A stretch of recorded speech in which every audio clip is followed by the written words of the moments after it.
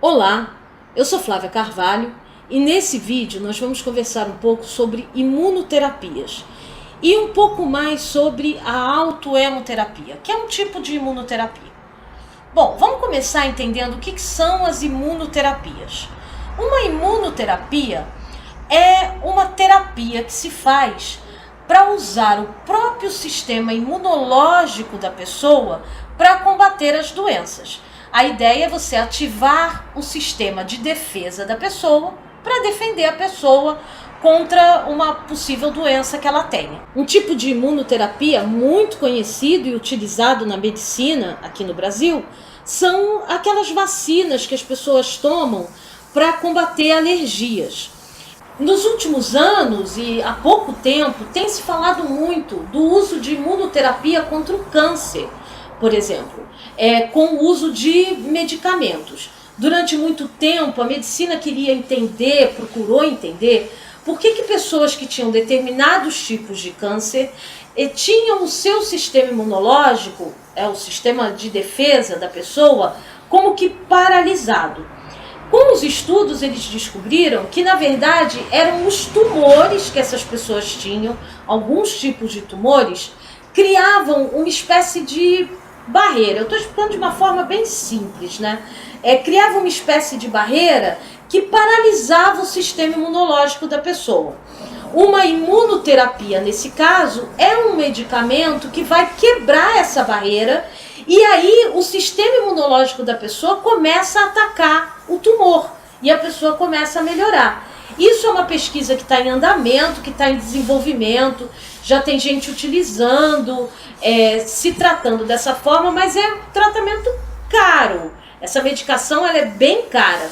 E qual é a vantagem em relação aos tratamentos tradicionais? É que quando você faz um tratamento desse, você ataca aquelas células que fazem parte ali daquela barreira. E você não atinge as células que estão boas. O que normalmente acontece quando você faz um tratamento de quimioterapia, radioterapia, você ataca as células cancerígenas e ataca outras células tão saudáveis, né? Nesse caso, você quando quebra essa barreira, o sistema imunológico ele só vai atacar as células cancerígenas. Além disso, existem pessoas que têm feito uso de medicação que normalmente é usado em tratamento de imunoterapia, né, para ativar o sistema imunológico, por conta própria. Assim, as pessoas se aplicam essa medicação com uma forma de ativar o seu sistema imunológico. Mas o que tem isso a ver com a miastenia?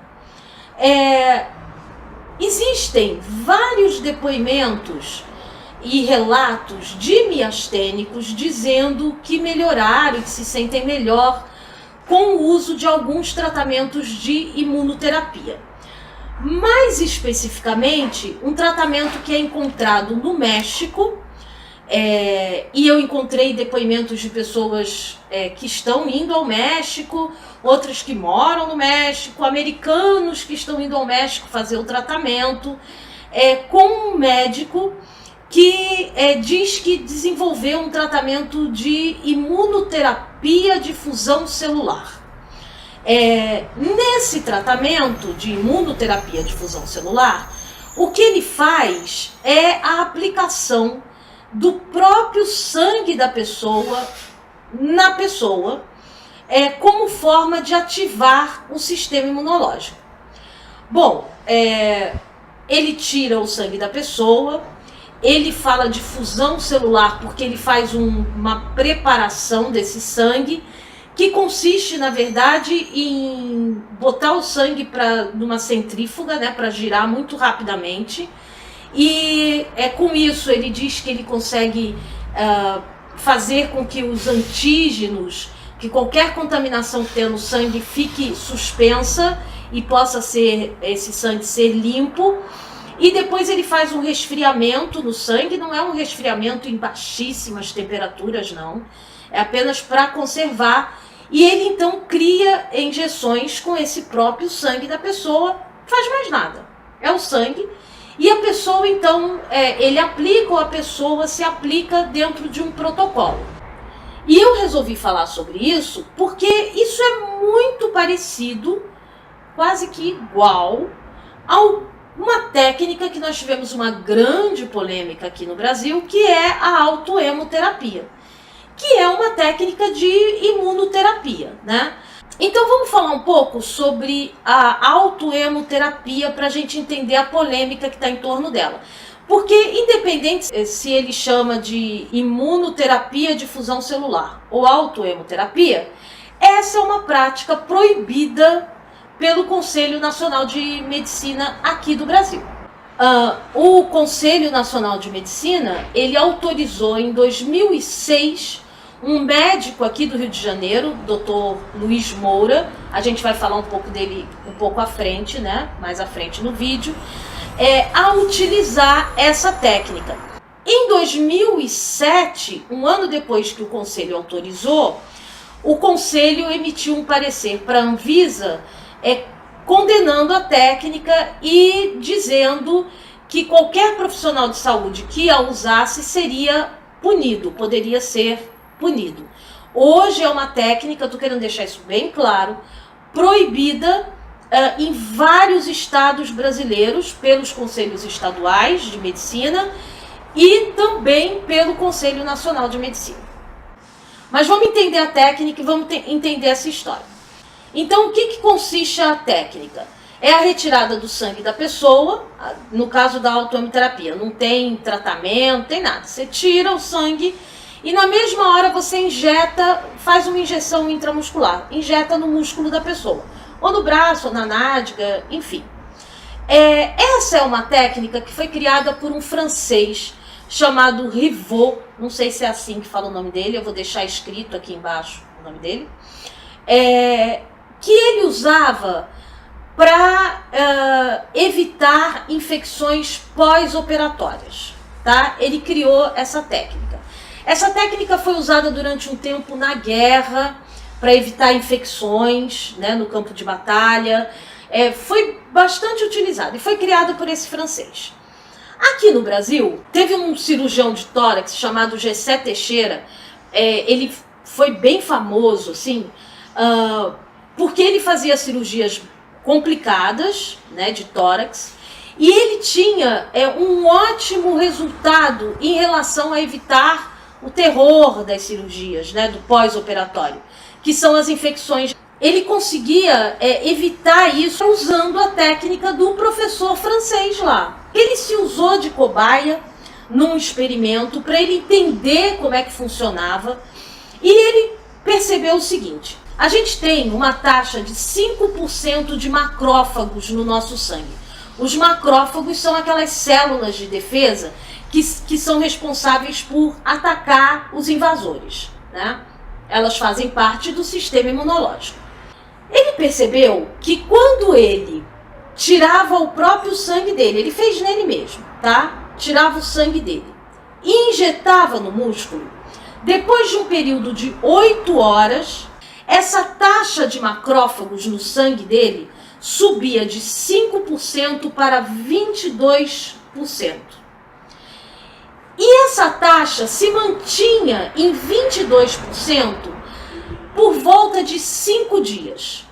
Depois de 5 dias, essa taxa começava a cair novamente e no 7º dia já estava normalizada, em 5%.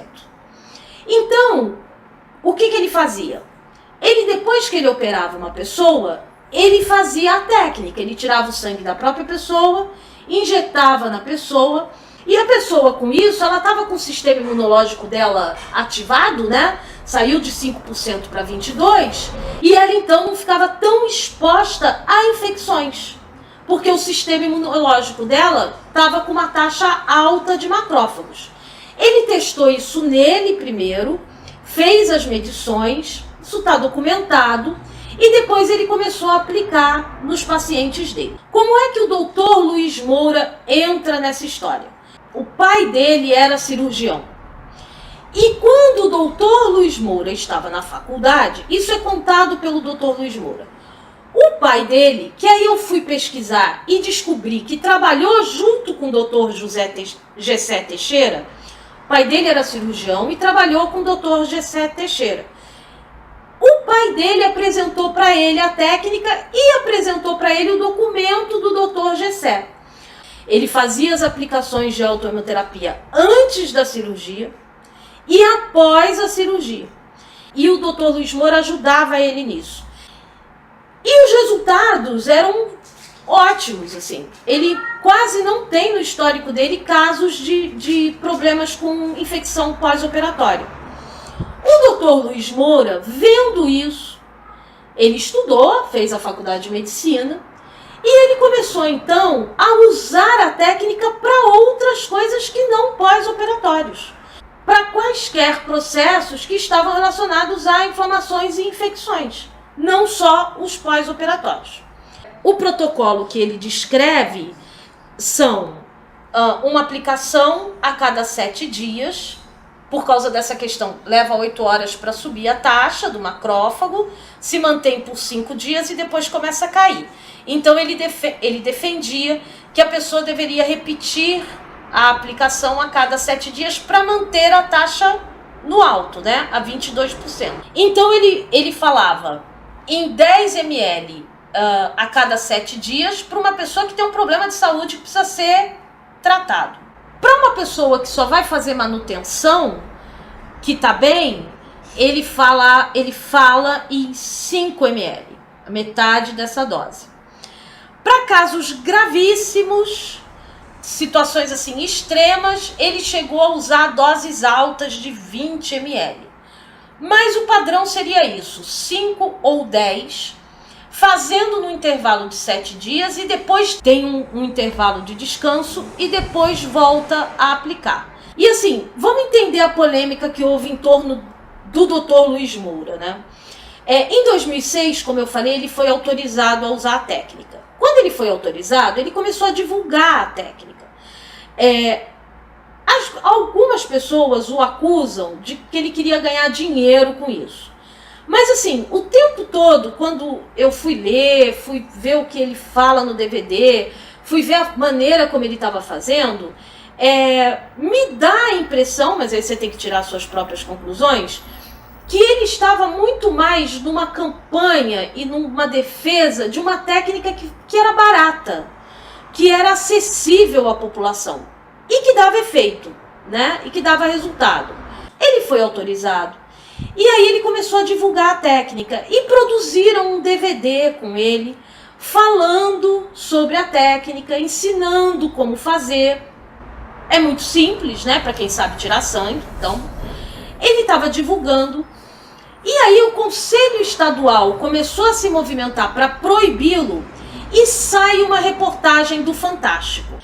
Os defensores, que são muito apaixonados, eles costumam dizer que a reportagem foi cruel. Teve um senhor que falou que um médico que aplica um negócio desse é um picareta. Teve uma médica do Conselho Federal de Medicina dizendo que é uma técnica perigosa, que tem risco de vida.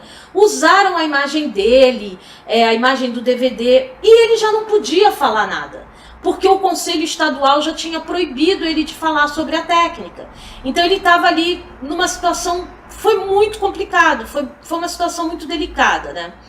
Na minha opinião, a reportagem, mas é minha, tem no YouTube, se vocês procurarem, foi no mínimo indelicada. Foi bem tendenciosa, assim, dizendo que era picaretagem, que não funcionava. E aí, pra gente ter um juízo de valor, né, para você ter o seu, eu ter o meu, a gente tem que olhar para os dois lados. Essa sempre é a minha forma de tomar uma decisão, assim. Espero vocês no próximo vídeo. Um grande abraço e fique bem!